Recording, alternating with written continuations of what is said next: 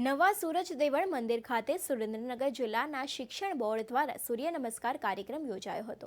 ચોટીલાના શ્રી નવા સુરજ દેવળ મંદિર મુકામે ગુજરાત રાજ્ય યોગ બોર્ડ પ્રેરિત સુરેન્દ્રનગર જિલ્લાના પ્રાથમિક શિક્ષણ સંઘ અને ચોટીલા થાનગઢ તાલુકાના પ્રાથમિક શિક્ષણ સંઘ દ્વારા વહેલી સવારે સૂર્ય નમસ્કારનું આયોજન કરવામાં આવ્યું હતું, જેમાં 1008 શાળાના વિદ્યાર્થીઓ દ્વારા સૂર્ય નમસ્કાર યોગ સાથે 1008 સૂર્ય યજ્ઞ કરવામાં આવ્યા હતા। તેમજ પવિત્ર પંચાળ ભૂમિનું યાત્રાધામ અને કુદરતી વાતાવરણથી સુશોભિત નવા સુરજ દેવળ મંદિરે ભગવાન સૂર્યનારાયણના દર્શન કરી અને વિદ્યાર્થીઓ તેમજ શિક્ષણગણ દ્વારા આનંદની લાગણી વ્યક્ત કરી હતી।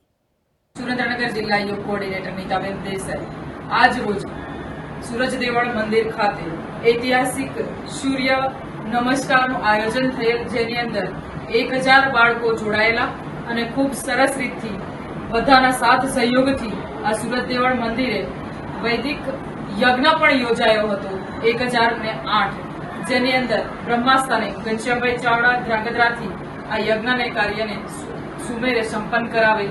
1008 કુંડી યજ્ઞનું આયોજન સૂરજ દેવળ ધામમાં આજે ઐતિહાસિક પળની અંદર ફક્ત ટૂંકા સમયની અંદર જે કામ કરેલું છે એ યજ્ઞ આપણી ભારતીય સંસ્કૃતિ છે અને નિત્ય પ્રત્યે આપણા દેશની અંદર સવાર અને સાંજ યજ્ઞ થતા હતા।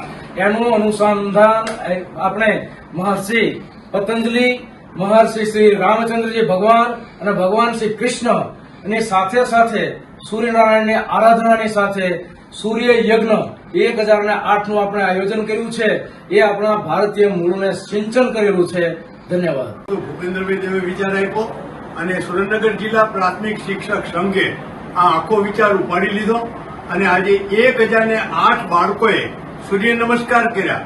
વચ્ચે એક એવો સમય આવ્યો કે એવી વાત આવી કે ભાઈ આપણે સૂર્ય નમસ્કાર તો કરીએ પણ એની સાથે 1008 આપણે યજ્ઞ કરીએ અને એ આજે સુરેન્દ્રનગર જિલ્લાના ચોટીલા તાલુકાનું જૂનામાં જૂનું સૂર્ય દેવળ, જ્યાં સૂર્યના દેવનું વર્ષોથી અહીંયા મંદિર છે, એવા સૂર્યદેવના આજે અમે 1008 બાળકો સાથે સૂર્ય નમસ્કાર અને અમે યજ્ઞ કર્યો છે।